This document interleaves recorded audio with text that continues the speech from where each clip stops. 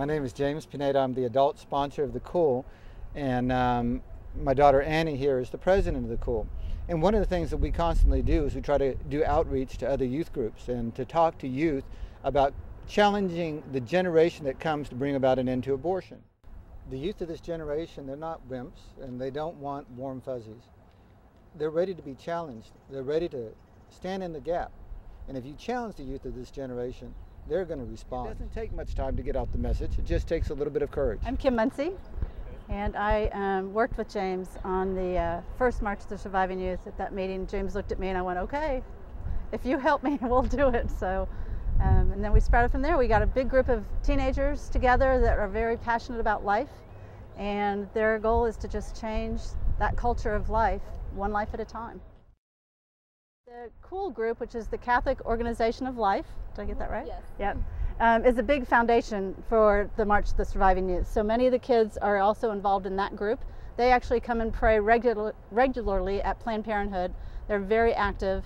And then we kind of branched out to youth groups, and if youth or members of each youth group around the city is a good idea to have on that board or that planning group, so that you kind of reach out to the whole city. Me and other teens my age that we felt called to come out here because as we've been doing this, we've become to realize that 1/3 of other teens our age are missing because of abortion, and it makes us want to do whatever we can to make sure that those numbers come down and hopefully stop. And also I've seen that there's a lot of other teens that don't realize really what's going on, and they're surprised to see us come out and pray, and it's like other kids need to see that there's other people against abortion.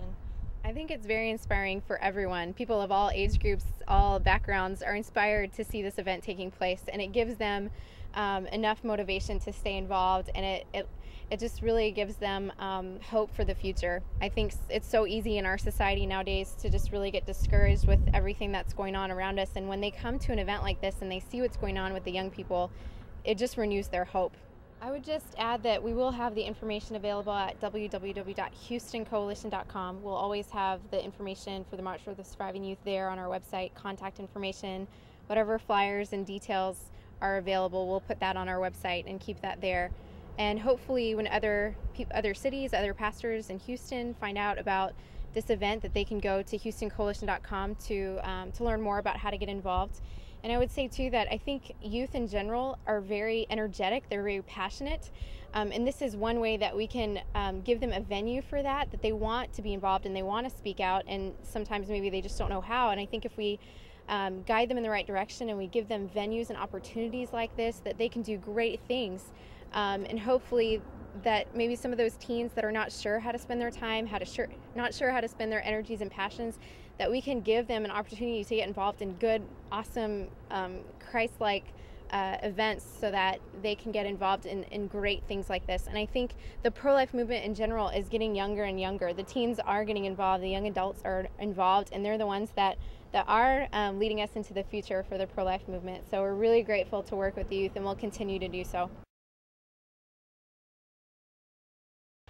My name is Jordan. I'm from Richmond, Texas. I would recommend this sort of a march to all of you DREs, parents, 40 Days for Life coordinators out there, because it's awesome to see how much the youth respond to something that calls them out of themselves, to love their neighbor, to pray for the betterment of society. That's why I would recommend it. I'm Olivia Close. I go to Incarnate Word Academy, and I'm from Houston, Texas. Abortion isn't a problem that's just affecting us here. Abortion is a problem across the whole world. So it doesn't really matter where you are. If you can speak out, then you should. I'm Karissa and I'm from Houston, Texas. I decided to join because I think it is a very good vocal way to protest abortion, because of course there's praying in front of the clinics and everything, of course, but I think that the march is really good because it lets other people know who aren't driving by on that day or going into the clinic that there are people who are against abortion. I think that Planned Parenthood really does take advantage of youth who, don't know what to do when they find themselves pregnant or don't know what their options are. So I think that other teenagers saying that it's wrong and there are other things you can do makes a really big difference. Well, I think just that passion for life, to get a group of teenagers together and some passionate adults, figure out a great place to have it that's more of a public setting, and we'd be happy to help in any way. Gather it up, and we do praise and worship music for our large March of the Surviving Youth that we do in the fall. This was kind of a mini march that we had today that we're doing during Lent. My email is Muncie, M-U-N-C-Y, Kim, @gmail.com. And my phone number is 281-685-9240.